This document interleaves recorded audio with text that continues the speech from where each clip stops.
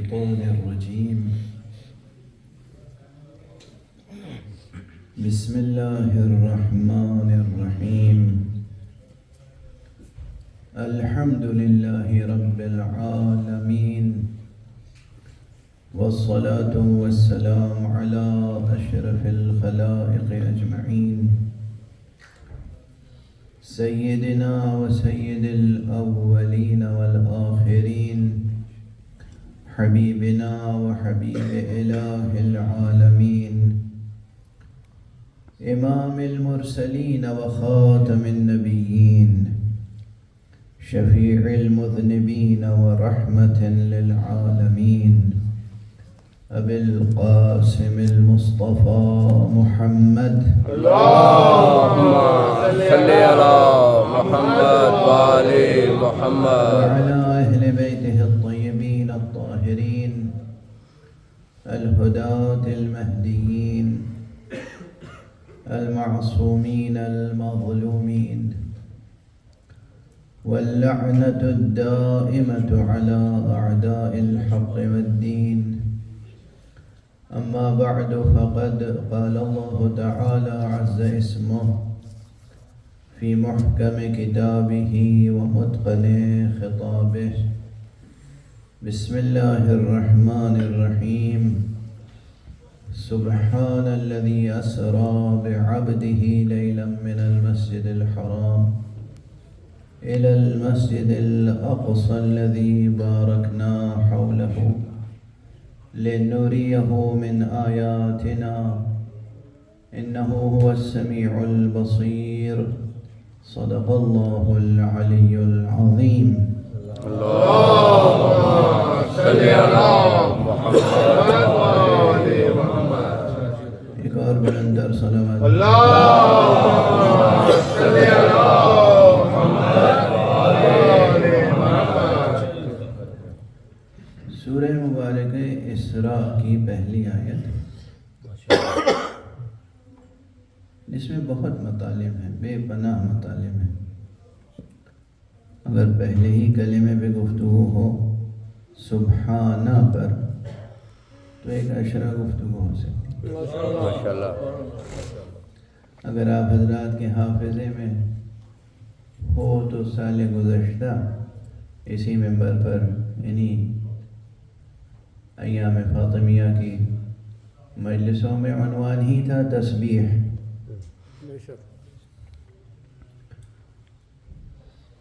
سبحان الذی اسری بعبدہ، کیا کہنا اس پروردگار کا، پاک ہے، پاکیزہ ہے، منزہ ہے، مقدس ہے، وہ پروردگار جو راتوں رات اپنے بندے کو لے گیا. سبحان الذی اسری بعبدہ، کیا کہنا اس پروردگار کا جو راتوں رات، رات کے ایک تھوڑے سے وقفے میں اپنے بندے کو لے گیا. اللہ کہہ رہا ہے کہ کیا کہنا اس کا جو اپنے بندے کو لے گیا، اور بندے کہہ رہے ہیں دوسرے کہ وہ خواب دکھایا تھا.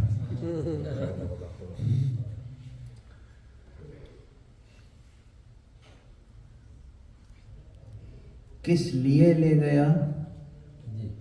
سبحان الذی اسری بعبدہ لیلا، کہاں سے کہاں تک لے گیا؟ من المسجد الحرام الی المسجد الاقصی، مسجد حرام سے لے گیا مسجد اقصی تک.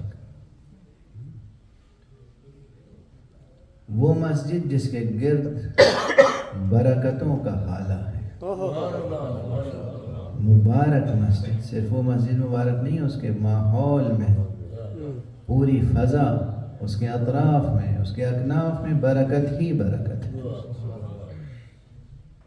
یہ اس مسجد کی خصوصیت ہے.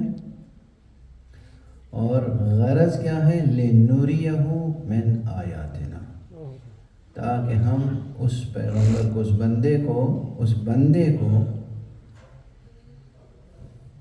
اپنی نشانیاں دکھائیں.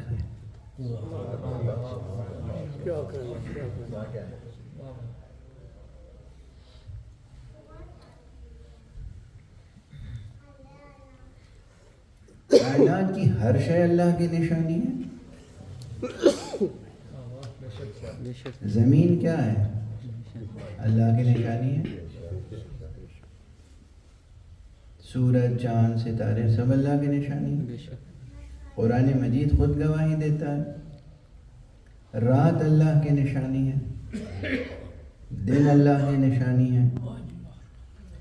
سطح سمندر پہ تیرنے والی کشتیاں اللہ کی نشانی ہیں. سورہ یاسین نہیں پڑھتے مگر. زمین اللہ کی نشانی ہے، رات اللہ کی نشانی ہے، کشتی اللہ کی نشانی ہے. کائنات کا ہر ذرہ اللہ کی نشانی ہے. اور سب سے بڑی نشانی اللہ کی خود ذات مصطفیٰ ہے صلی اللہ علیہ وسلم. صلی علی محمد وآل محمد. اللہم صلی علی محمد وآل محمد. ہے نا، بعض مقامات سخن وہ ہیں جن کو جب سمجھنے کی کوشش کیجیے ذرا گہرائی کے ساتھ تو پھر مسئلہ خاصا تہدار ہو جاتا ہے. سادہ زبان میں کہیں کہ پیچیدہ ہو جاتا ہے. ہر شے اللہ کی نشانی ہے، اور سب سے بڑی نشانی خدا کی قسم خود ذات مبارک محمد مصطفیٰ صلی اللہ صلی علی محمد وآل محمد. اس کے باوجود اور لے کسے جا رہا ہے؟ بندے ذات مصطفیٰ وہی تو ہے جنہیں لے کے جا رہا ہے. اور پھر بتا رہا ہے کہ ہم لے جا رہے ہیں اس لیے تاکہ انہیں اپنی نشانیاں دکھائیں. اپنی نشانیوں میں سے کچھ نشانیاں دکھائیں. لِنُرِيَهُ مِنْ آیاتنا، تاکہ ہم اپنی نشانیوں میں سے کچھ نشانیاں دکھائیں. کیسی عجیب اور عظیم ہوں گی وہ نشانیاں جسے خدا اپنے بندے، اس بندے مصطفیٰ کو دکھانے کے لیے معراج کے سفر پہ لے جا رہا ہے.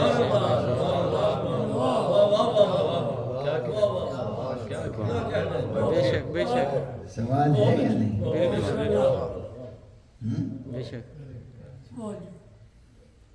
مفسرین کیسا آسانی سے گزر جاتے ہیں ترجمہ کر کے. ایک سطر میں ترجمہ کر دیا، آگے بڑھ گئے. بتائیے تو صحیح، اس کائنات میں سب سے یعنی ما سے واللہ، اللہ کے بعد کون ہے بزرگ ترین ہستی؟ شیخ سعدی فرما گئے ہیں نا، بعد از خدا بزرگ تو ہی قصہ مختصر.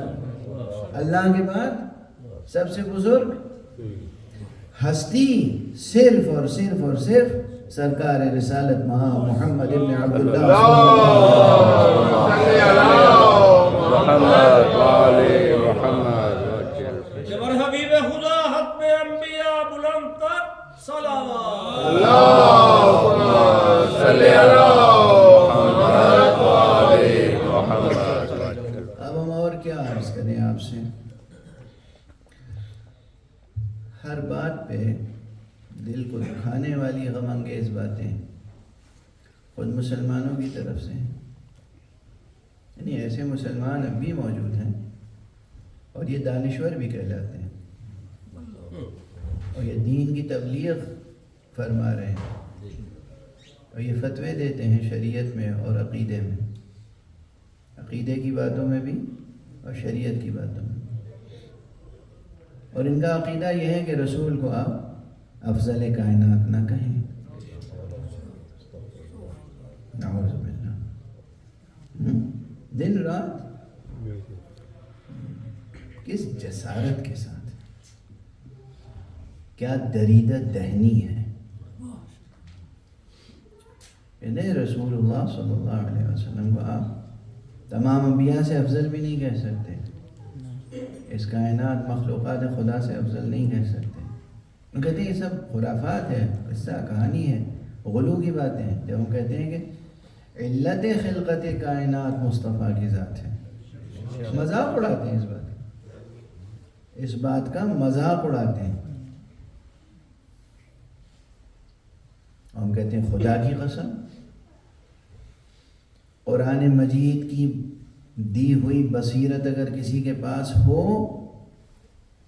تو چاہے یہ حدیث ہو یا نہ ہو، کہتے ہیں نا حدیث ضعیف السند ہے، حدیث نہیں ہے، لولا کلمہ خلقت الافلاق، اگر آپ نہ ہوتے تو ہم افلاق کو خلق نہ کرتے، یعنی اگر آپ نہ ہوتے تو ہم کائنات کو خلق نہ کرتے۔ میں کہتا ہوں سند چھوڑ دیے، اگر سند نہ ہو اور حضور نے نہ بھی کہی ہو یہ بات، عقل انسانی اگر پروان چڑھے مکتب قرآن میں تو وہ نتیجہ یہی دیتی ہے کہ اگر محمد کی تخلیق منظور نہ ہوتی تو کائنات خلق نہ ہوتی۔ صلی اللہ علیہ وآلہ وسلم۔ صلی علی محمد و آل محمد۔ اگر ذات گرامی مصطفیٰ، اور پھر ظاہر ہے کہ اس کے بعد ایک جملہ اور کہہ دوں تاکہ اور ابہام باقی نہ رہے، اگر ذات گرامی مصطفیٰ اپنے تمام ارکان کے ساتھ، ذات گرامی مصطفیٰ اپنے تمام اجزاء کے ساتھ،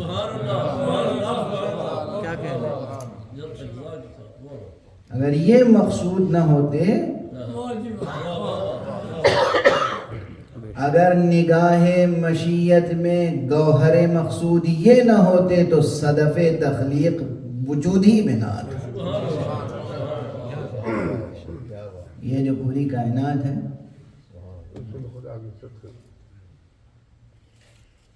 یہ عقل کا فیصلہ ہوتا ہے، یا تو آپ ملحد ہو جائیں کہ جو ہو نہیں سکتے، عجیب کہیں نا آپ ہنسیں گے کہ کیا بات ہے ملحد ہو جائیں، ہو نہیں سکتے، ہاں جھوٹ بولتے رہیں الگ بات ہے، سچ میں ملحد نہیں ہو سکتے۔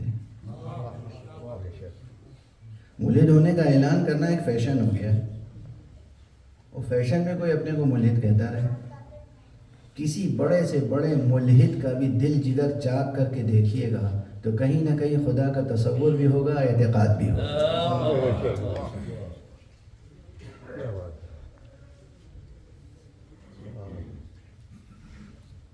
اور ایک جملہ پرانا جو بہت دہرا چکا ہوں وہ دہرا کے آگے بڑھ جاؤں، خدا اللہ وہ حقیقت ہے جس کا انکار ناممکن ہے، اعتراف مشکل ہے۔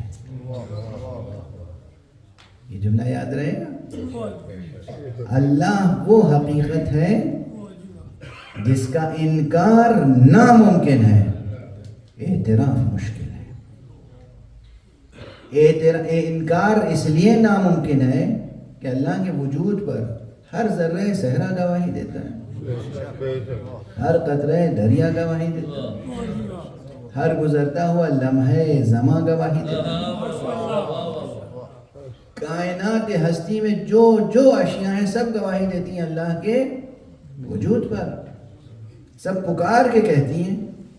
آپ کائنات کی آواز، ذروں کی، اشجار کی، درختوں کی، پتھروں کی آواز اگر سن سکیں تو سب کہتے ہیں لا الہ الا اللہ، سب کہتے ہیں دیکھو اگر وہ نہ ہوتا تو ہمیں کون بنانے والا تھا۔ اور جس طرح ساری کائنات کے ذرے ذرے کہتے ہیں لا الہ الا اللہ، اشہد ان لا الہ الا اللہ، اسی طرح کائنات کا ذرہ ذرہ کہتا ہے السلام علیکہ یا رسول اللہ۔ ہمارے یہاں تو صحیح السند حدیث، صحیح حدیثیں موجود ہیں کہ پیغمبر اکرم صلی اللہ علیہ وسلم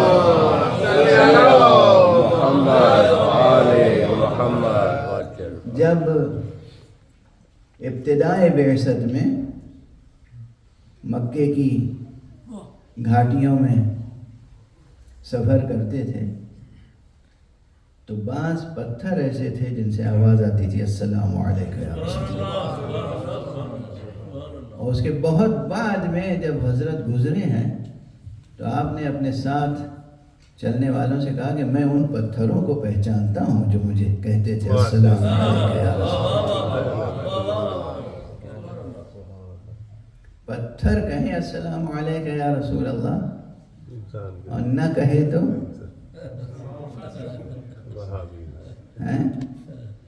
السلام علیکم یا رسول اللہ کہنے پر پابندی۔ خیر، کائنات کا ذرہ ذرہ گواہی دیتا ہے کہ خدا ہے اور ایک ہے. اس لیے انکار تو کر نہیں سکتے آپ کے جسم، آپ کا یہ جسم جو آپ دیکھ رہے ہیں، یہ چھوٹا معجزہ ہے. اس جسم انسان کی ساخت، اس کی بناوٹ، ماشاءاللہ روزانہ میری نگاہ تو ڈاکٹروں پہ ٹک جاتی ہے. مجھے پوچھے کتنی پیچیدہ ہے، کتنی نازک و لطیف ہے، اور کتنی سخت اور مضبوط ہے. بیک وقت دونوں چیزیں ہیں. اور اس جسم میں کتنی بڑی صلاحیت یہ ہے کہ یہ خود اپنا علاج بھی کر سکتا ہے بڑی حد تک.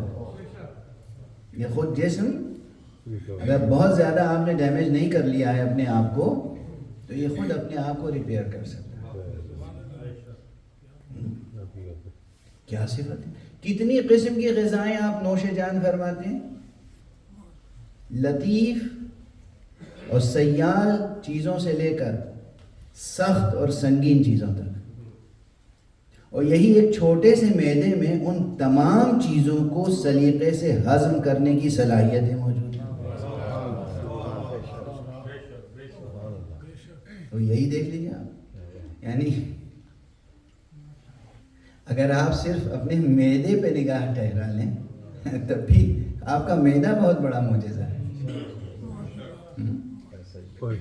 معدہ اپنی جگہ معجزہ ہے، جگر اپنی جگہ معجزہ ہے، دل اپنی جگہ معجزہ ہے، دماغ اپنی جگہ معجزہ ہے.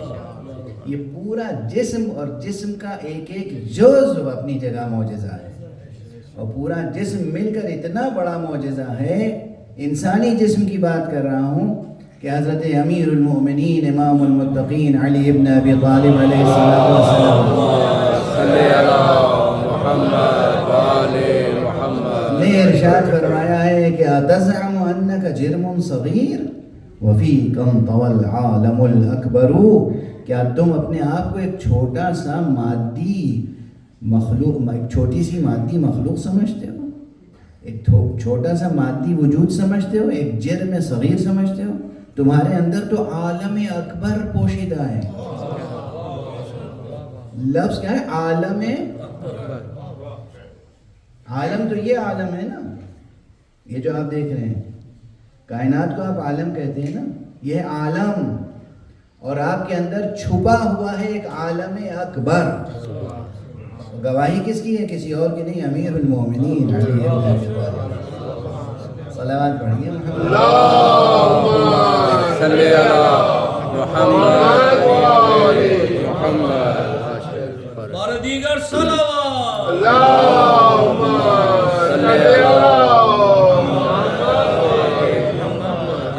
اب توجہ فرمائیے، آپ کا وجود خود معجزہ، آپ کے وجود کا ہر جزو معجزہ. آپ اپنی آنکھیں بنا سکتے ہیں، ایک آنکھ بنا سکتے ہیں. اچھا، سارے دنیا کے ڈاکٹرز مل کر بنا سکتے ہیں. تو ٹھیک ہے، جو کچھ یہ لوگ بناتے ہیں، ریپیئر کرتے ہیں، آپریشن کرتے ہیں، وہ سب اپنی جگہ پتہ ہے جو ان کی حدود ہے. آنکھ بنا سکتے ہیں، یہ دھڑکتا ہوا دل بنا سکتے ہیں. ادھر کا دل لے کے ادھر فٹ کر دینا ایک الگ بات ہے، مگر دل بنا سکتے ہیں. مجھے خوب معلوم ہے جو کچھ ترقیاں ہو رہی ہیں، میں منکر نہیں ہوں سائنس کی طرف. انسان اپنی جگہ معجزہ، اور انسان سے لے کر صحرا کے ذرے ذرے اپنی جگہ معجزہ. سب گواہی دے رہے ہیں کہ اللہ ہے. اس لیے آپ اپنے ذہن کو اور اپنی عقل کو اور اپنے دل کو اور اپنے آپ کو جھٹلائے بغیر خدا کا انکار نہیں کر سکتے.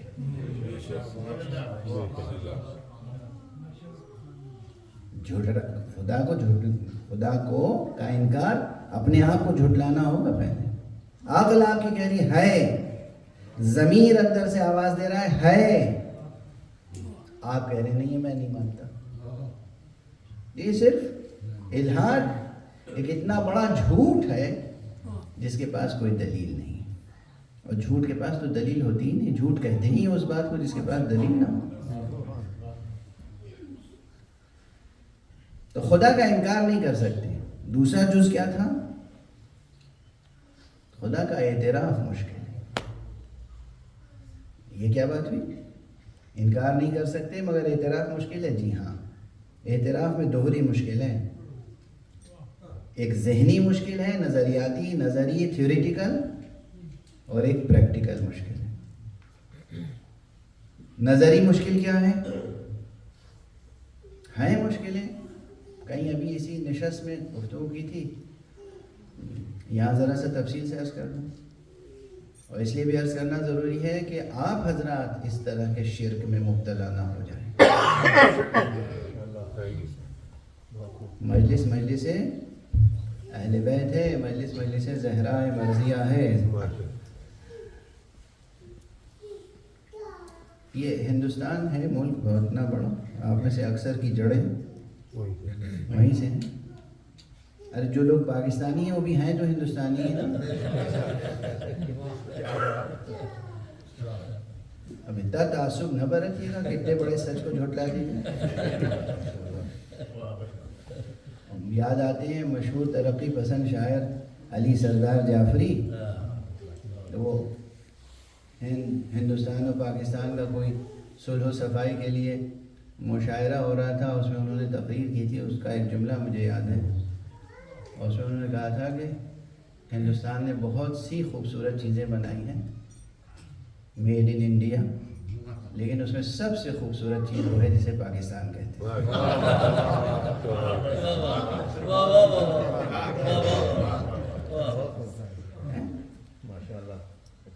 بھائی اسی کا تو حصہ تھے.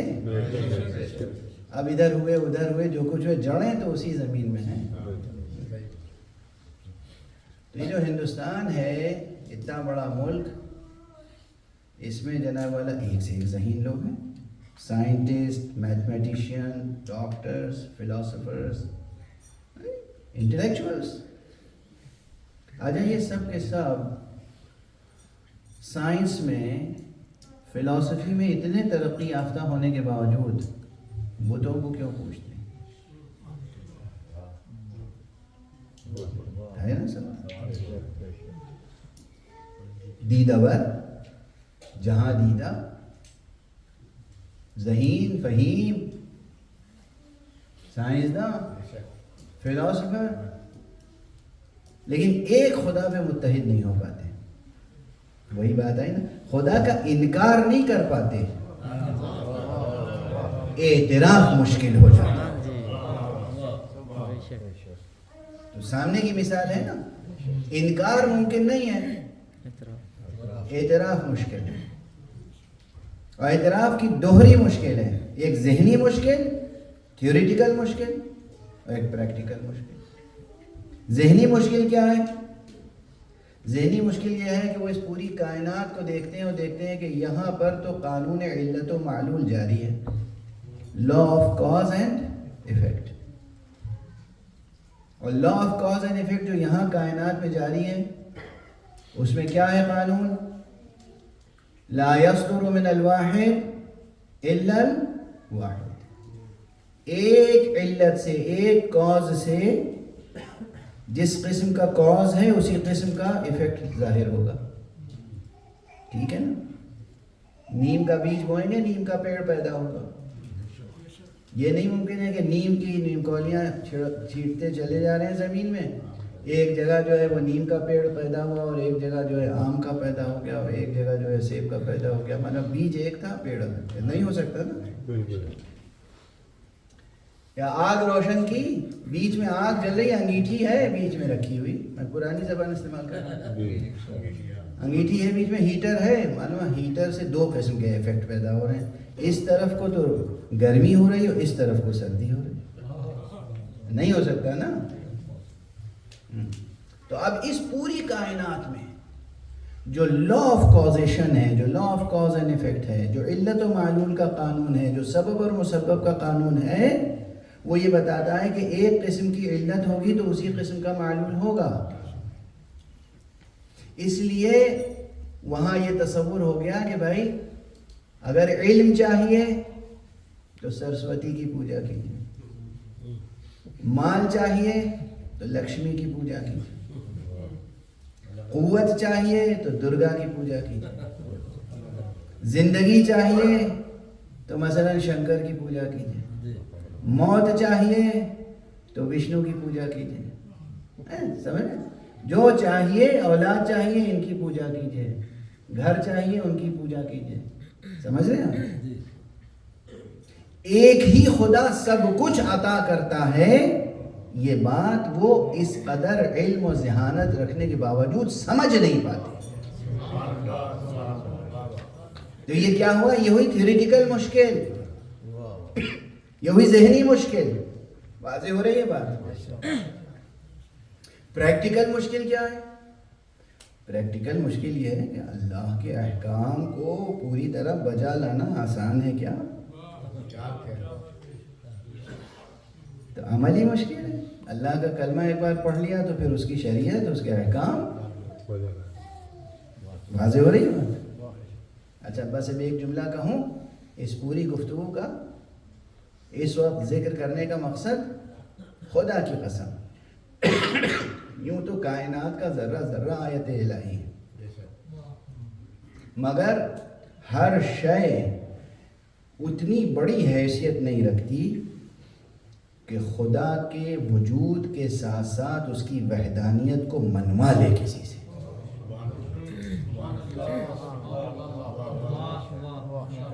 یہ صلاحیت، یہ قوت، یہ کمال صرف اور صرف حضرات محمد و آل محمد میں.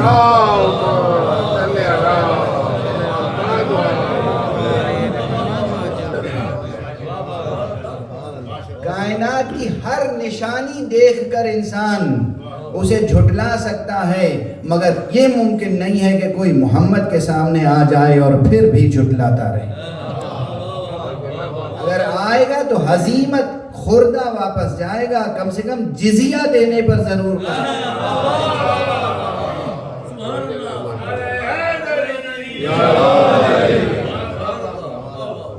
اسی لیے میں عرض کیا کرتا ہوں کہ کائنات کی کوئی ساری چیزیں آیات الہی ہیں.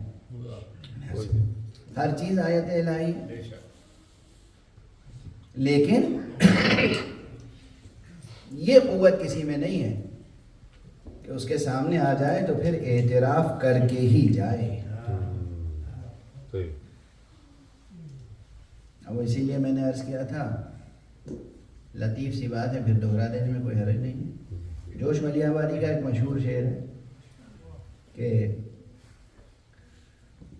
ہم ایسے اہل نظر کو ثبوت حق کے لیے، ہم ایسے اہل نظر کو ثبوت حق کے لیے اگر رسول نہ آتے تو صبح کافی تھی.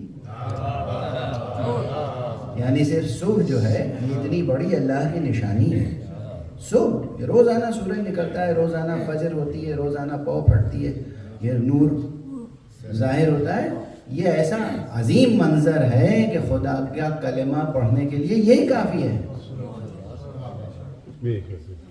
ایک حد تک تو یہ شعر ٹھیک ہے، مگر پوری طرح ٹھیک نہیں ہے. اب اس فقیر نے جو بات کہی وہ یقیناً آپ اس کا انکار نہیں کر پائیں گے.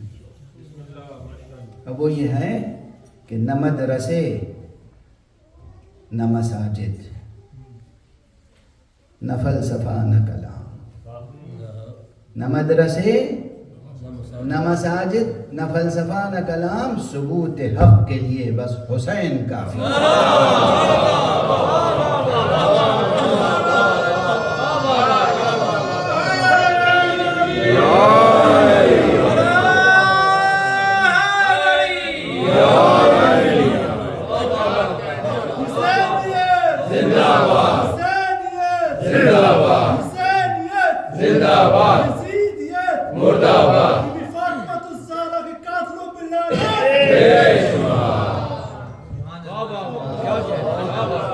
اب آپ اسے صرف جذباتی شعر تو نہیں سمجھیں، اتنی تفصیل و تمہید میں نے اسی لیے عرض کی. یہ جو جوش نے فرمایا کہ صبح کافی تھی ہم ایسے اہل نظر کے لیے، یہ بڑے بڑے سائنسداں کیا انہیں اہل نظر نہیں کہا جائے گا؟ اہل نظر تو ہیں. صبح بھی روز ہوتی ہے، اسے وہ بھی دیکھتے ہیں. خدا سمجھ میں نہیں آتا نا.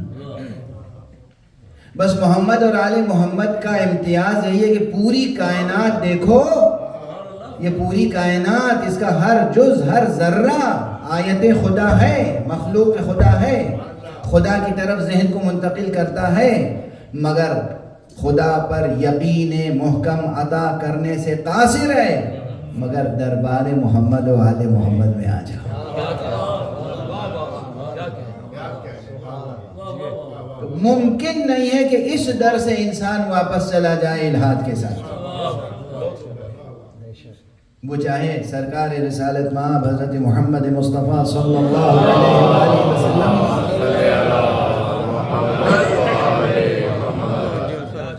اور چاہے حضرت امیر المومنین علی ابن ابی طالب علیہ السلام،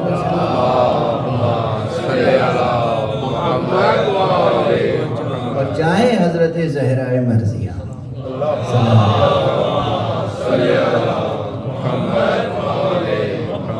اور پھر یہ پورا سلسلہ جہاں جہاں رشتہ منیت کا ہے، جن جن کے لیے رسول نے فرمایا کہ منی وانا منہم، یہ مجھ سے ہے اور میں اس سے ہوں، علی منی وانا من، فاطمہ بضعۃ منی، حسین منی وانا من الحسین، امام حسن کے لیے بھی یہ تعبیر موجود ہے۔ جتنے اجزاء ذات رسالت مآب ہیں ان سب کی یہ کیفیت ہے، ممکن نہیں ہے کہ کوئی ان کے سامنے آ جائے اور پھر بھی خدا کے انکار پر باقی رہ جائے۔ اب اگر یہاں تک بات پہنچ گئی تو پھر سلسلہ یاد رکھیے کہ پیغمبر صلی اللہ علیہ وآلہ وسلم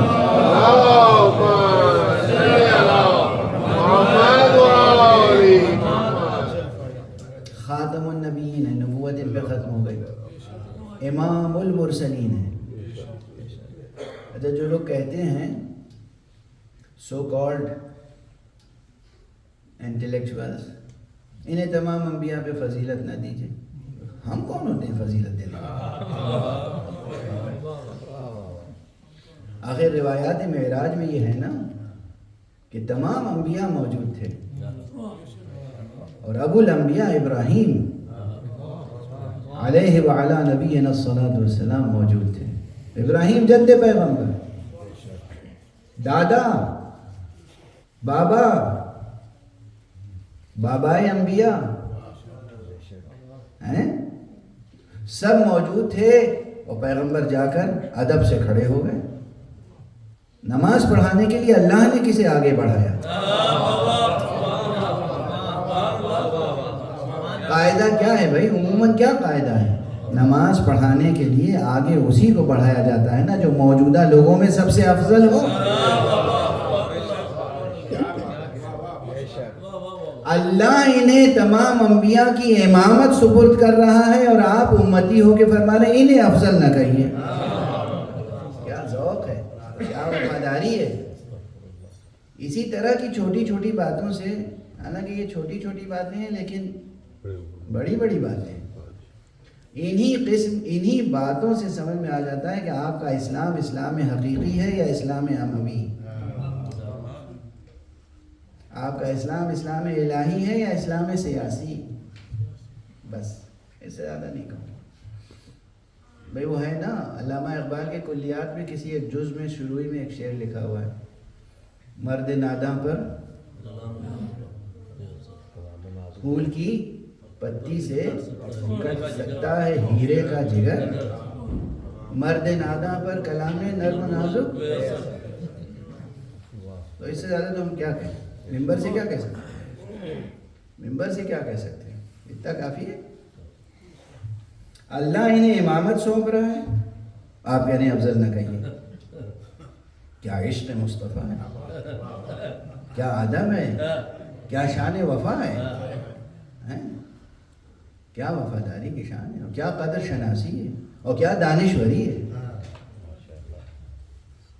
یہ دانشور نہیں ہے، یہ دنیائے دانش کے ناسور ہیں، دانشور نہیں۔ اسی لیے میں نے کہیں عرض کیا تھا کہ ذرا سا یہ جو نوجوان طبقہ ہے بھائی جاب میں مشغول ہے، ہر آدمی دوڑ بھاگ، اپنے گھر کو سنبھالنے کی فرصت نہیں ہے، انہیں کہاں فرصت ہے کہ جا کے ریسرچ کریں کسی موضوع پر. اس لیے ان نوجوانوں کو اس دور میں گمراہ کر دینا بہت آسان ہے. لیکن انہی نوجوانوں میں سے اگر کسی کی آنکھ کھل گئی، کسی نے اوریجنل سورسز تک پہنچ کے مطالعہ شروع کر دیا، تو آپ کی تمام تدلیس کا بھانڈا پھوٹ کے رہ جائے گا. تحقیق نہیں ہے آپ کی، تدلیس ہے. میں معافی چاہتا ہوں بچوں سے، اب ان الفاظ کی معنی نہیں جانتے ہوں گے، جا کے ڈکشنری میں دیکھیے گا. تحقیق کسے کہتے ہیں؟ تدلیس کسے کہتے ہیں؟ حقیقتوں کو مسخ کر کے پیشنا تدلیس ہے، اور افسانوں میں کھوئی ہوئی حقیقتوں کو نکال کے پیش کرنا تحقیق ہے.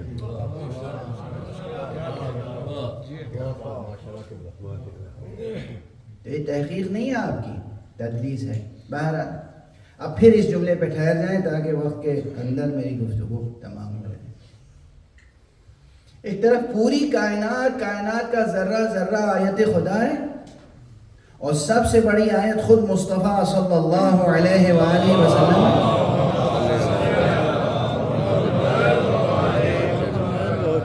اور مصطفیٰ ہی کو لے جا رہا ہے پروردگار اسراء پر، معراج پر، اور ناز کر رہا ہے. سفر معمولی نہیں ہے، ناز کر رہا ہے، سب سے کہہ رہا ہے، اعلان کر رہا ہے، سنو دیکھو ہمیں پہچانو، ہم کون ہیں، ہم رب العالمین. سبحان الذی، کیا کہنا اس کا، پاک ہے، پاکیزہ ہے، منزہ ہے، مقدس ہے، عظیم ہے وہ جو اپنے بندے کو لے گیا.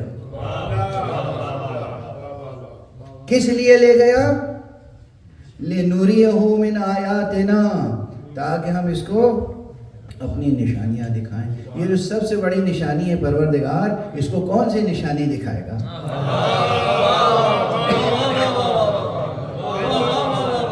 یہ تو تب راز کھلے گا جب ہدیہ معراج سامنے آئے گا. صلوات پڑھ دیجیے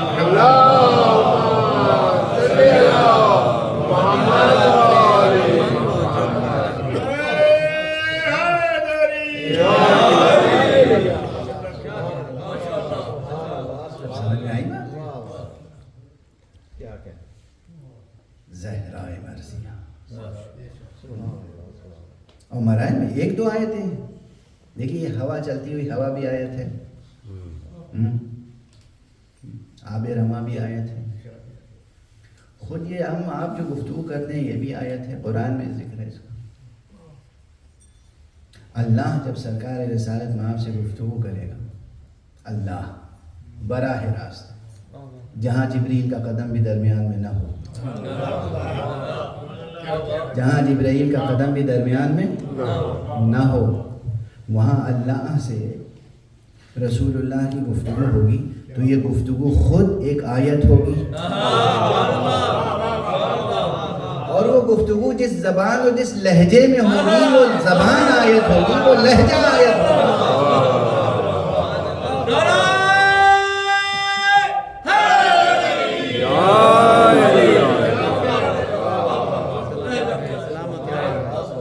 اور اب پوچھئے خود سرکار رسالت باب صلی اللہ علیہ وآلہ وسلم سے،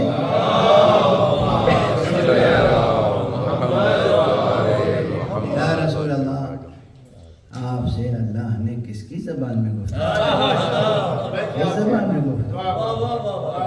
آپ کا ارشاد گرامی ہوگا کہ کلمنی ربی بلغت علی ابن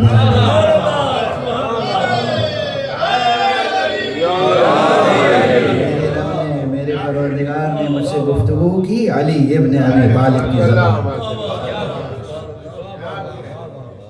علی خود نشانی ہے اللہ کی، علی کی زبان نشانی ہے، علی کا لہجہ نشانی ہے، علی کی ہونے والی کوفو حضرت زہرا اللہ کی عظیم ترین نشانی ہے. یہ خود ایک باب ہے، یہ تو مجلسی ذوق کے مطابق بس چند جملے کہہ رہا ہوں. علمی لحاظ سے، تفسیری لحاظ سے دیکھیے کہ یہ کتنا بڑا عظیم دروازہ ہے، باب گفتگو ہے، ایک عظیم باب ہے تفسیری، صرف اسی آیت اسراء میں کہ اللہ سبحانہ و تعالیٰ کہہ رہا ہے لِنُرِيَهُ مِنْ آیاتنا، تاکہ ہم اپنی آیتوں میں سے اس کو دکھائیں۔ وہ کون سی آیتیں ہیں گن کے بتایا کسی نے؟ اور جب تک کوئی مفسر نہ بتائے کہ کون کون سی آیتیں تھیں، تفسیر کیسے مکمل ہو سکتی ہے؟ نہیں ہو سکتی نا تفسیر مکمل۔ یا آپ کوئی آیتوں کی تفصیل بتا دیں یا پھر ہم سے سن لیں، اور ہم تو بہت سادہ انداز سے کہہ دیں گے کہ اللہ کی جو نشانیاں تھیں ان میں سے 13 سامنے آ چکی ہیں، 14ویں نشانی پر صلوات پڑھ دیجئے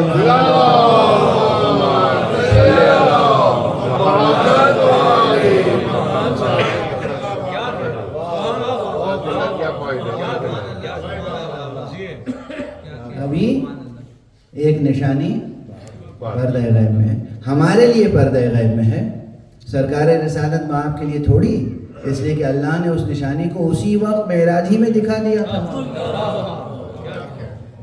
تو پیغمبر کے لیے کوئی چیز پردہ غیب میں نہیں ہے، ہمارے لیے پردہ غیب میں۔ اب یہ جملہ سن کے الگ ایک بحث کھڑی ہو جائے گی۔ اچھا اب تو ہم عادی ہو گئے ہیں بحثیں کھڑی ہونے کی، جو یہ فقیر عرض کر رہا ہے وہ سن لیجیے۔ میں سوالات سے نہیں گھبراتا، آپ کے سوالات سے اپنے علم میں اضافہ کرتا ہوں، سیکھتا ہوں۔ میں ابھی بھی ایک طالب علم ہوں، روزانہ سفر میں ہوتا ہوں تب بھی مطالعہ کرتا ہوں، لیکن منبر پر آنے کے بعد ایک جذبہ ہوتا ہے کہ میں وہ بات کہوں، چاہے فضائل ہو چاہے مسائل، جو روز محشر خدا کے روبرو بھی کہہ سکوں۔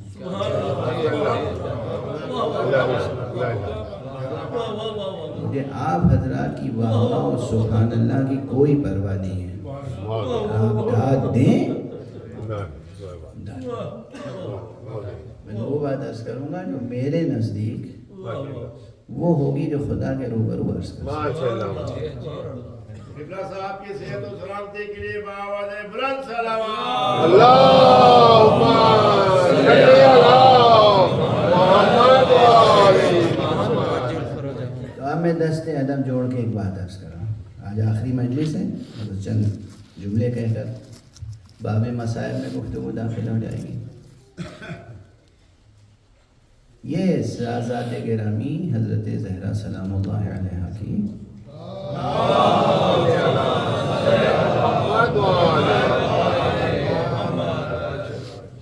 یہ ان آیات میں سے جو اللہ کی عظیم ترین آیتیں ہیں، ان آیات میں سے صرف 2 کو چھوڑ کر عظیم ترین نشانی ہے،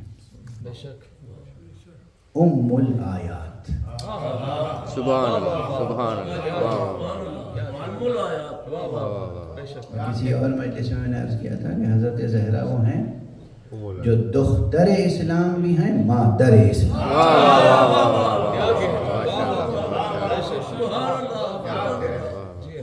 دختر اسلام، اللہم صلی علی محمد و آلہ محمد۔ دختر اسلام بھی ہے زہرا، مادر اسلام بھی ہے زہرا، اور یہی معنی ہے پیغمبر کے اس خطاب کے جو فرمایا تھا فاطمہ ام ابیہا۔ فاطمہ ام ابیہا کہنے کے جو مفاہیم ہیں، مطالب، وہ اس فقرے میں شاید سمٹ آئیں کہ فاطمہ دختر اسلام بھی ہے، فاطمہ مادر اسلام بھی۔ اگر مصطفیٰ عین اسلام ہے تو فاطمہ دختر اسلام، اگر حسن و حسین عین اسلام ہے تو فاطمہ مادر اسلام۔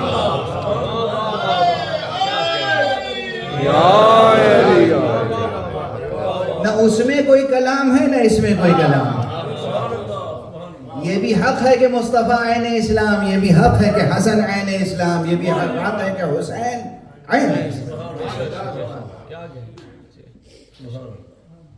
اور اسی اعتبار سے مولا امیر المومنین کے لیے بھی یہ جملہ کہہ سکتا ہوں، کیونکہ مولا امیر المومنین کو جو کفو زہرا ہیں رسول اللہ نے بیٹوں کی طرح پالا تھا، معلوم ہے نا؟ رسول آغوش امیر المومنین آغوش مادر سے آغوش پدر میں نہیں گئے ہیں،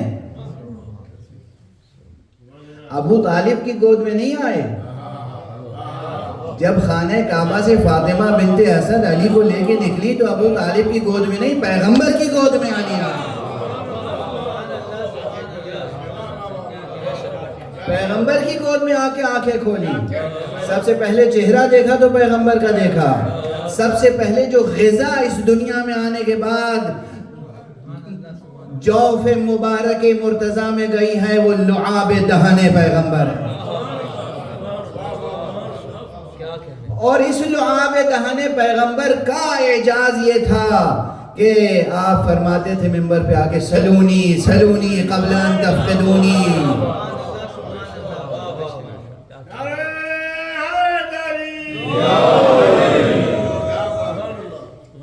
یہ فقرہ ہے، اسی حدیث میں فرماتے تھے ھذا لعاب رسول اللہ، جس کا لعاب دہن کوثر علم ہو،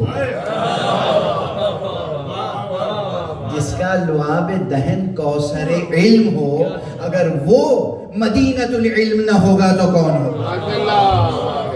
اور سب سے پہلے یہ کوثر علم سے جسے سیراب کیا جائے وہ باب مدینۃ العلم نہ ہوگا تو کون ہوگا؟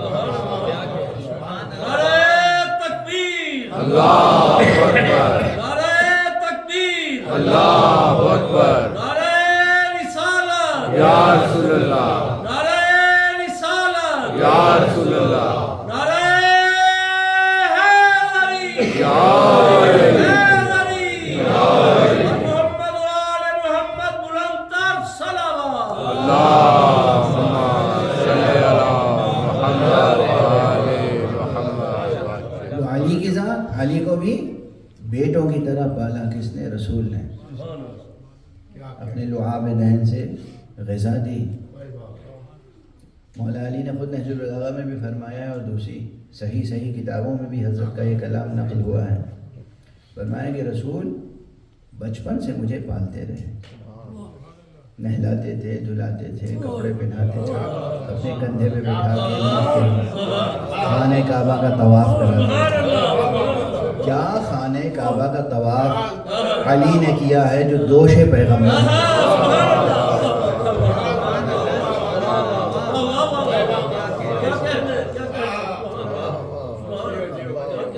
بیچ میں کعبہ، حضور اپنے کندھے میں بٹھا کے علی طواف کرا رہے۔ تصور کیجئے اس حسین منظر میں کھو جانے کا جی چاہتا ہے۔ کیا نور علی نور منظر ہے، یہ ایسی تصویر ہے جس میں موج در موج نور کے اوپر نور۔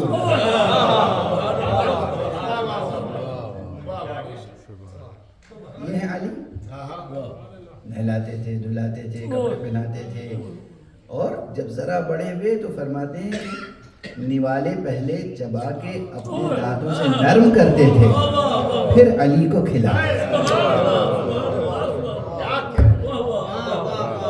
رسول جس علی کو اس طرح رسول نے پالا ہو، پوری امت میں کوئی اس علی کا مقابل ہو سکتا ہے؟ اور پھر اب دوسرا جملہ کہہ دوں جو کہنا چاہ رہا تھا کہ زہرا کیا ہے؟ دختر اسلام بھی، مادر اسلام۔ بھئی اسی لحاظ سے علی ابن ابی طالب بھی ایک لحاظ سے فرزند اسلام بھی ہیں اور پدر اسلام، فرزند اسلام بھی ہیں کیونکہ رسول اسلام نے انہیں فرزند کی طرح پالا۔ اور ایک لطیف جملہ اور کہہ دیا، آج تک کہا نہیں ہے میں نے، الفاظ میں کچھ نہیں ہوتا، الفاظ کے ساتھ جو کچھ کہہ رہا ہوں اپنے ذوق ایمانی سے سمجھنے کی کوشش کیجیے. علی دو لحاظ سے فرزند اسلام ہے. علی دو لحاظ سے فرزند اسلام ہے. ایک علی فرزند اسلام اس لیے کہ رسول اسلام نے پالا، اور ایک علی فرزند اسلام یہ ہیں کہ اسلام اگر لفظوں میں ہو تو قرآن ہے، اسلام اگر پیکر میں ڈھل جائے تو ابو طالب کا نام ہے.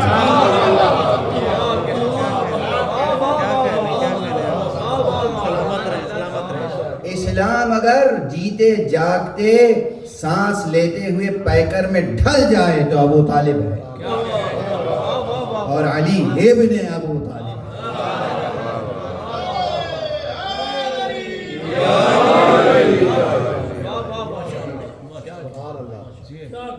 حقیقت اسلام، جوہر اسلام، روح اسلام کیا ہے؟ یہ روح اسلام، یہ جوہر اسلام، یہ حقیقت اسلام اگر پیکر میں ڈھل جائے تو ابو طالب کی ذات بنتی ہے. اسی لیے وہ بہت پہلے 40 سال پہلے، بلکہ اس سے بھی زیادہ، اب تو 45 سال ہو گئے، 45 سال پہلے میں نے لکھنؤ میں امام باڑی میں غفران مآب علیہ الرحمہ کے یہ جملہ کہا تھا ممبر سے. کچھ لوگ ناراض ہو گئے تھے ممبر سے. دیکھیے بہت درد مندی اور دل سوزی سے کہہ رہا ہوں، دشمن شوشے چھوڑ دیتا ہے. آپ اگر ہر بات کا جواب دینے کے لیے بیٹھ جائیں تو آپ کی انرجی ضائع ہوگی.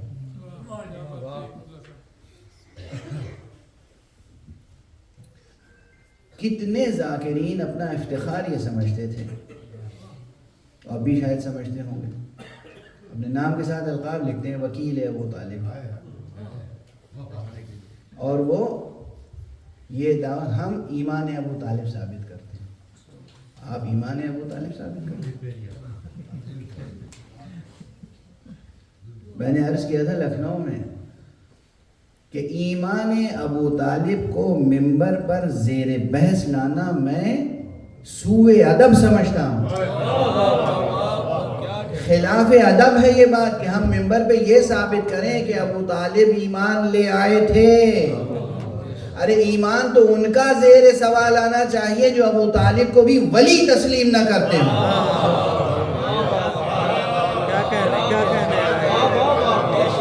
ولی ولی ولی ولی حق، ولی خدا، وہ بھی کیسا ولی جس کے زیر ولایت مقام ختم نبوت پر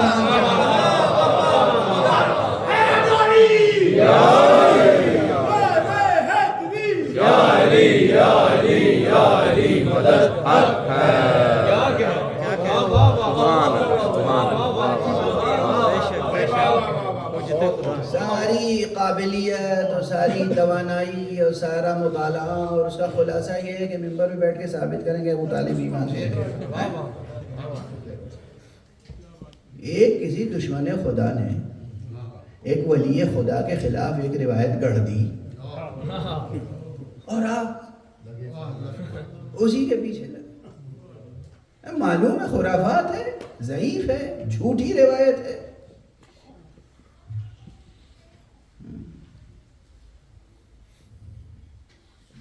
اگر اسلام زندہ پیکر میں ڈھلتا ہے تو ابو طالب بنتا ہے. اور اس لیے علی ابن ابی طالب دو جہتوں سے فرزند اسلام،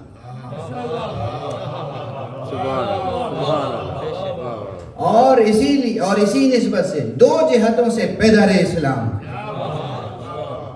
ایک تو یہ کہ عین اسلام اگر حسن اور حسین ہے تو علی پدر اسلام، اور دوسرے پیغمبر اکرم صلی اللہ علیہ وآلہ وسلم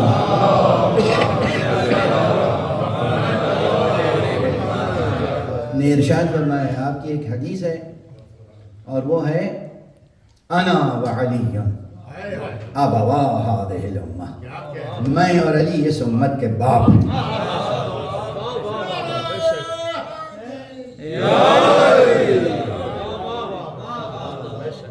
میں اور علی دونوں اس امت کے، یعنی امت کے ایک ایک فرد پر چاہے کوئی بھی ہو،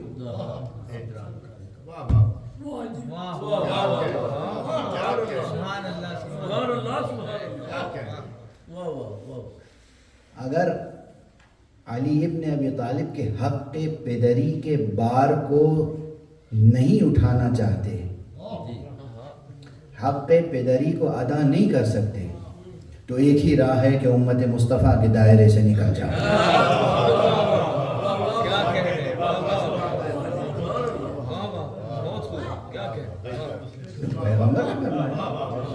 انا و علی ابوا هذه الامہ، میں اور علی اس امت کے،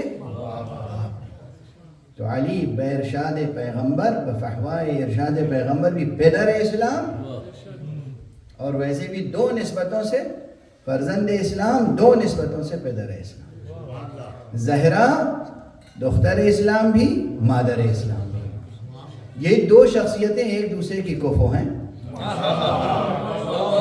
نہ ان کا کوئی کفو ہو سکتا تھا ان کے علاوہ، نہ ان کا کوئی کفو ہو سکتا تھا ان کے علاوہ، اور یہ دونوں کا تعلق معراج کی حدیث سے قائم ہے۔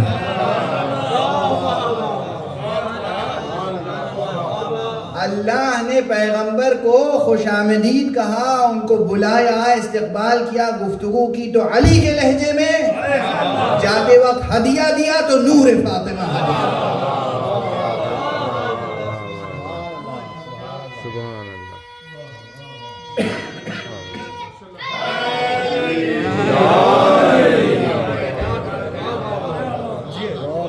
اسے کوئی اور ہو یا نہ ہو، یہ جو لنوریہ من آیاتنا، تاکہ ہم اپنی آیتوں کو دکھائیں، ان اسماء گرامی کو نظر انداز نہیں کیا جا سکتا۔ اب یہ بحث ممبر کی حساب سے، ممبر کے لحاظ سے، مجلسی ذوق کے لحاظ سے بس یہاں روک رہا ہوں، ورنہ یہ بحث عمیق ہے، گہری ہے، فکری بھی ہے اور تفسیری ہے، قرآنی ہے۔ اس کی تفسیر و تعبیر جستجو خیز ہے، فکر انگیز ہے اور دل انگیز ہے۔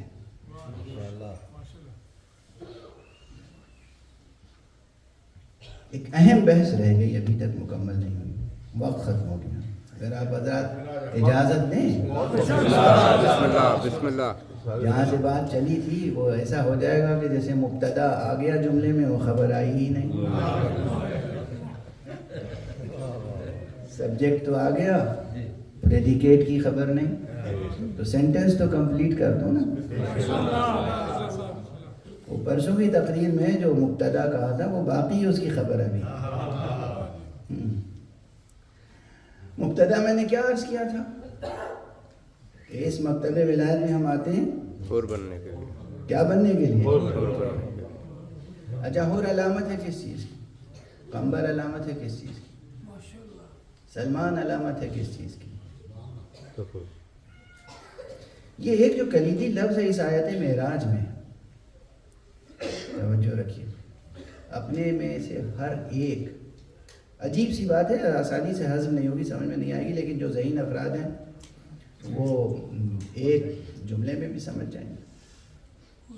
ایک مفہوم ہوتا ہے کلی، ایک مفہوم ہوتا ہے کلی، ایک جنرل کانسیپٹ ہوتا ہے، اور کچھ ہوتے ہیں اس کے مصادیق، جو اس کے مصداق آبجیکٹس ہیں۔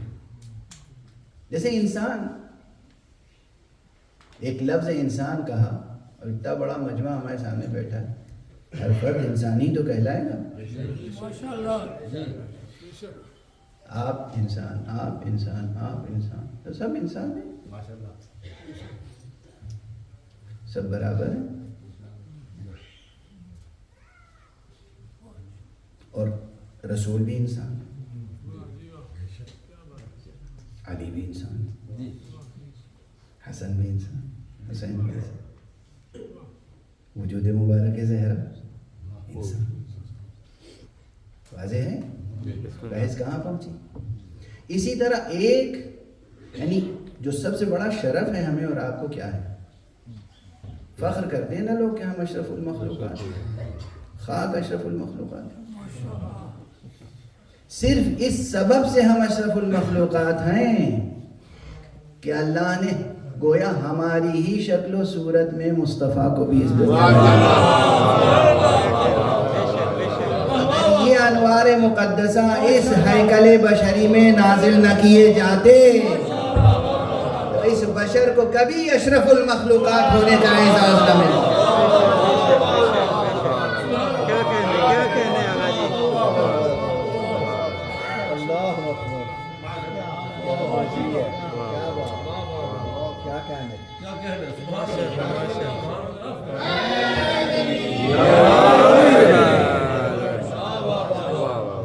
کسی بھی لحاظ سے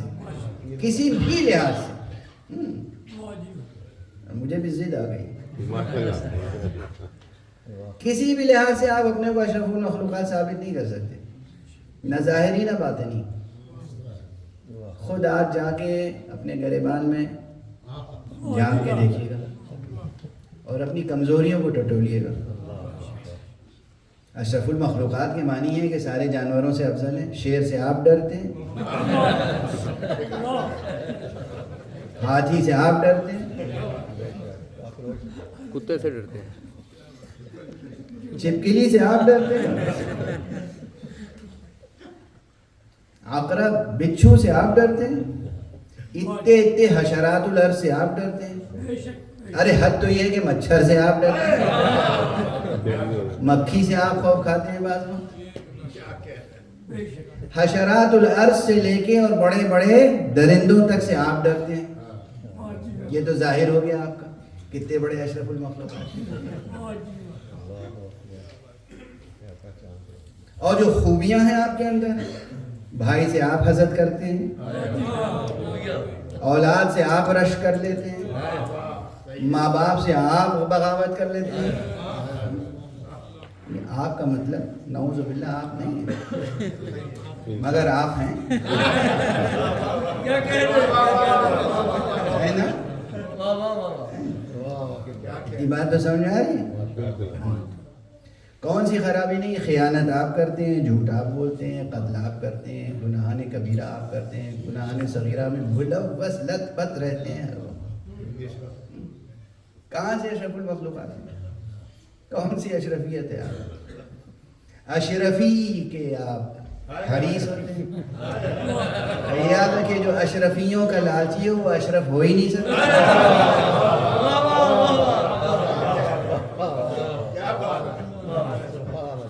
اب یہ بچوں کو آپ سمجھائیے گا کہ کہاں سے اشرف ہیں؟ اشرف ہیں صرف اس لیے کہ آپ ہی کے اسی ہیکل بشری میں وہ تھے کہ اگر شیر ان کے سامنے آ جائے تو ان کا طواف کرے اور سجدہ۔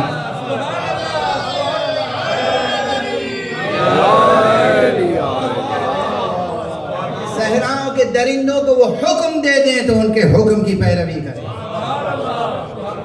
ارے درختوں کو وہ اشارہ کریں تو ان کے قریب آ جائیں۔ شجر حجر مدر کائنات کی ہر شے جس کے سامنے اطاعت کرنے پہ مجبور ہو وہ ہوتے ہیں اشرف المخلوقات۔ اس لیے محمد اور آل محمد ہیں اشرف المخلوقات۔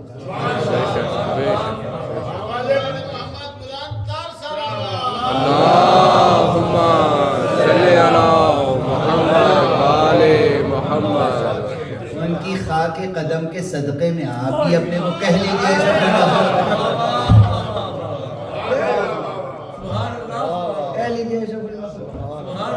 ٹھیک ہے؟ تو اب یہ ایک مفہوم سمجھا ہے کہ آپ سب انسان ہیں، وہ بھی انسان ہیں، مگر آپ کہاں اور وہ کہاں۔ اسی طرح لفظ عبد پہ زور دینا۔ عبد خدا تو مصطفیٰ ہیں، وہ ہیں عبد خدا جنہیں اللہ نے کہا سبحان الذی اسریٰ بعبدہ۔ اللہ کی بندگی کا حق تو بس وہی ادا کر سکتے ہیں۔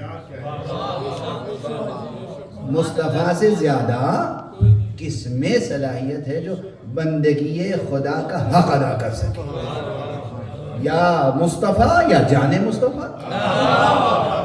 یا مصطفیٰ یا مرتضیٰ یا مصطفیٰ یا زہرا یا مصطفیٰ یا حسن مجتبیٰ یا مصطفیٰ یا حسین شہید کربلا، یہ ہیں جنہیں واقعاً عبد کہا جائے.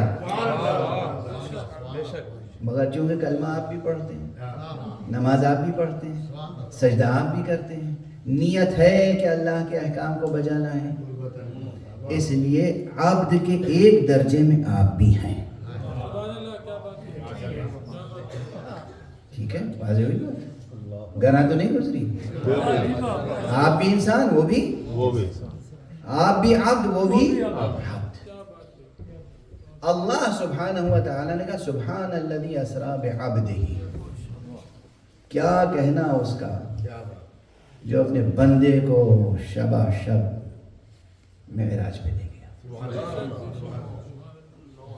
اس میں ایک پیغام عملی ہم سب کے لیے، کس کو لے گیا؟ عبدہ، اپنے عبد کو، اپنے عبد کو.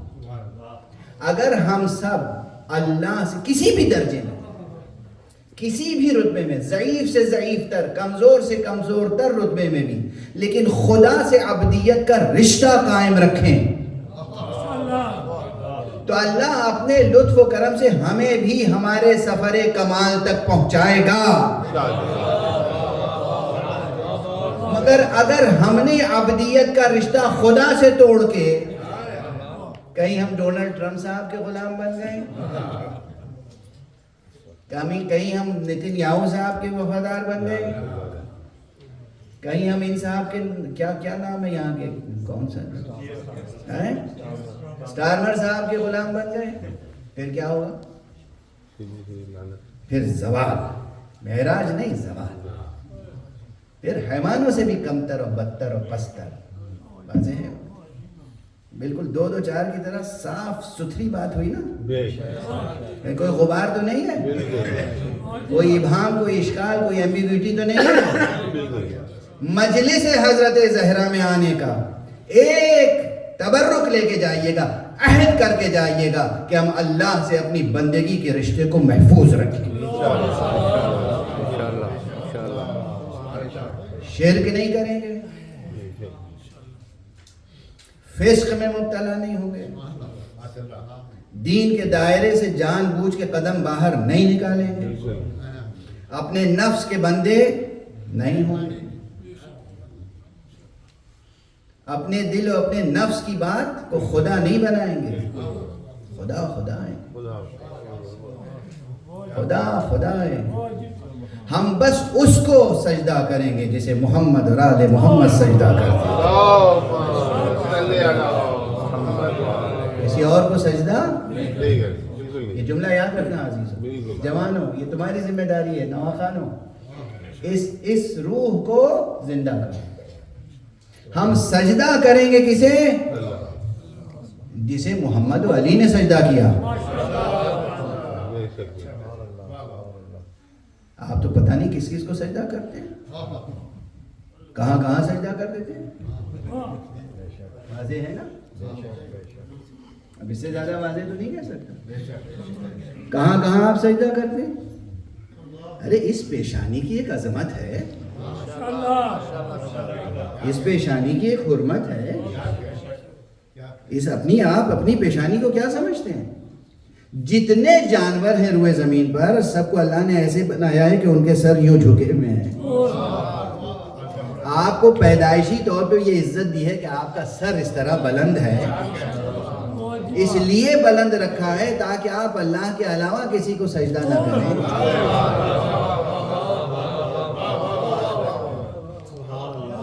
یہ اللہ نے جو فطری، خلقی، طبیعی اور روحانی اور وجدانی ہر لحاظ سے آپ کو عظمت و اشرفیت و کرامت بخشی ہے، اسے آپ خود پامال کرتے ہیں. اگر امت موسیٰ کہہ سکتی ہے آمنا برب موسیٰ و ہارون، ہم ایمان لائے ہیں موسیٰ اور ہارون کے رب پر، تو ہمیں بھی کہنا چاہیے آمنا برب محمد و علی.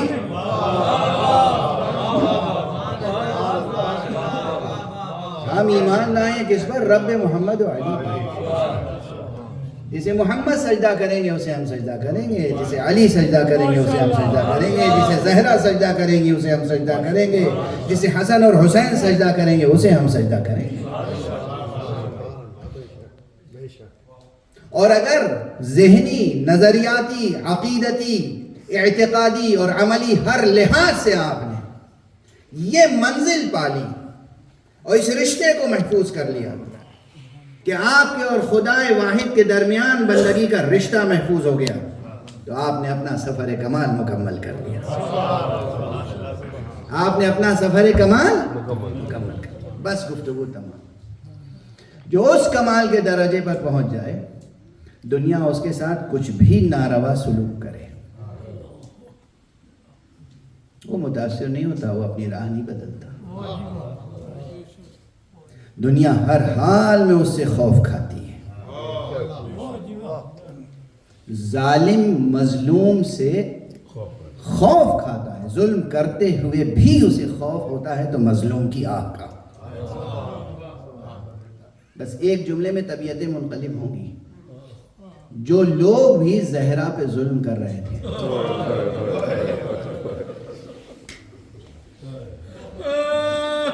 ظلم کر رہے تھے مگر جیسے ہی زہرا نے کہا ابو الحسن کو چھوڑ دو ورنہ اب میں بد دعا کے لیے ہاتھ اٹھا، پورا معاشرہ لرز کے رہ گیا معاشرہ۔ ابو الحسن کو چھوڑ دو ورنہ اب میں بد دعا کے لیے ہاتھ اٹھا۔ بس بی بی زہرا پہ جو مظالم ہوئے وہ سن 11 ہجری تک محدود تھوڑی تھے، 11 ہجری سے لے کے 61 ہجری تک، اور 61 ہجری سے لے کے آج تک ظلم تو ہو ہی رہا ہے نا زہرا پہ، لیکن دو آوازیں ایک جیسی معلوم ہوتی ہیں۔ ایک مدینے میں زہرا کی آواز، ابو الحسن کو چھوڑ دو ورنہ میں بد دعا کے لیے ہاتھ اٹھا، اور ایک بازار شام میں زینب کی آواز، جب بے ردا بی بی کو دربار یزید میں لے جانے کی کوشش کی گئی اور بی بی راضی نہیں تھی، تو ایک مرتبہ بی بی نے کہا ام کلثوم، رباب، لیلا، اب میں بد دعا کے لیے ہاتھ اٹھا رہے، تم آمین کہو۔ لیکن آپ سنتے رہتے ہیں، اکثر برابر سنتے رہتے ہیں کہ جب بی بی نے یہ کہا ہے تو سب سے پہلے کوئی اور نہیں، امام الصابرین، امام الصابرین، سید الساجدین، آقا امام علی ابن الحسین آگے بڑھے۔ پھوپھی اماں، دست ادب جوڑ کے عرض کر رہا ہوں، آپ پھوپھی ہیں، میں کچھ کہہ نہیں سکتا، ذرا روح مبارک کے پدر کو تو دیکھیں، ذرا نو کے نیزہ پہ بابا کے سر کو تو دیکھیں۔ اور جناب زینب نے سید الشہداء کے سر مبارک کو دیکھا تو دیکھا آنکھوں سے آنسو جاری، بہن بھائی کے آنسوؤں کی زبان سمجھ گئی، بھیا اگر اسلام کی خاطر بے ردا دربار میں جانا ہے تو میں اس کے لیے راضی۔ اجرکم علی اللہ۔ مجلس تمام ہو گئی، آپ کی آوازیں بلند ہیں، آپ کی آوازیں بلند ہیں، مجلس تمام ہو گئی، مجلس تمام ہو گئی۔ انشاءاللہ آپ نوحہ خان حضرات حق ادا کریں گے، ماتم کا، گریے کا آپ ماتم کریں گے۔ ماتم کرنے میں بخل نہ ہو، گریہ کرنے میں بخل نہ ہو۔ میں تو بس ایک مماثلت اور دکھانا چاہتا ہوں۔ میں نے دو آوازوں کی مماثلت دکھائی، ایک زہرا کی آواز مدینے میں، ایک زینب کی آواز دمشق میں۔ بس ایک مماثلت اور دکھا دوں، زہرا کا جنازہ بھی رات کی تاریکی میں، کیا ہیبت ناک منظر، کیا غم انگیز منظر تھا، کیا جگر کو ٹکڑے ٹکڑے کر دینے والا منظر تھا کہ علی ابن ابی طالب جیسا شجاع اور صابر جب بی بی کو لحد میں اتار رہا تھا تو اس کے صبر کا پیمانہ لبریز ہو چکا ہے. ایک مرتبہ فرمایا ہے آپ نے، اور آپ کے یہ جملے تاریخ میں موجود ہیں، السلام علیک یا رسول اللہ، اے رسول آپ پر میرا سلام ہو اور آپ کی اس بیٹی کا سلام ہو جو آپ کے جوار میں نازل ہو. اس کے بعد جو جملہ فرمایا ہے رسول سے خطاب کر کے، قل یا رسول اللہ صبری عن صفیتک، قل یا رسول اللہ عن صفیتک صبری، اے رسول آپ کی اس پاک و پاکیزہ بیٹی کے غم میں میرے صبر کا پیمانہ لبریز ہو. میرے صبر کا پیمانہ کون کہہ رہا ہے؟ کون کہہ رہا ہے میرے صبر کا پیمانہ لبریز ہو؟ علی فرما رہے ہیں، علی گریہ کر رہے ہیں. علی کی وہ عبارت بہت تشریح طلب ہے، اب طاقت نہیں ہے. بس میں وقت بھی ختم ہو چکا، ماتم کے لیے آپ کو وقت دینا چاہتا ہوں، اس لیے میں بس ایک جملہ. ایک جنازہ مدینے میں رات کی تاریکی میں اٹھا، وہ رسول کی بیٹی کا تھا اور اسے سپرد لحد کرنے والے کا نام تھا علی ابن ابی طالب. اور ایک جنازہ شام میں اٹھا،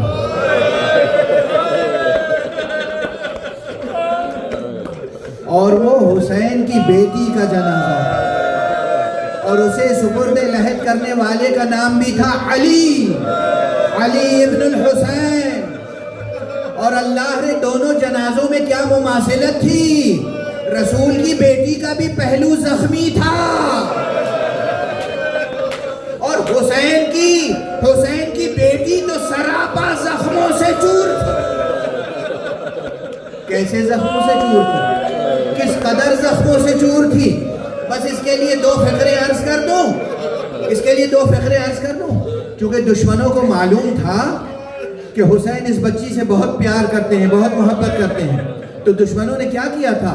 بچی کو ماں کی گود سے چھین لیا، پھوپھی کے پاس نہیں جانے دیا، بھائی کے پاس نہیں جانے دیا، تنہا ایک اونٹ پر اس کی پیٹھ پر بچی کو لٹا کے رسیوں سے باندھ دیا. جب اونٹ چلتا تھا تو بچی کی پسلیاں زخمی ہوتی، کراتی کہ بابا میری خبر، مادر گرامی میری خبر لیجیے. یہ بچی اس قدر زخمی تھی کہ جب قید خانے میں اس نے اس دار فانی کو وداع کہا اور جناب سید سجاد نے غسل دینا چاہا تو پیرہن جسم سے جدا نہیں ہو رہا.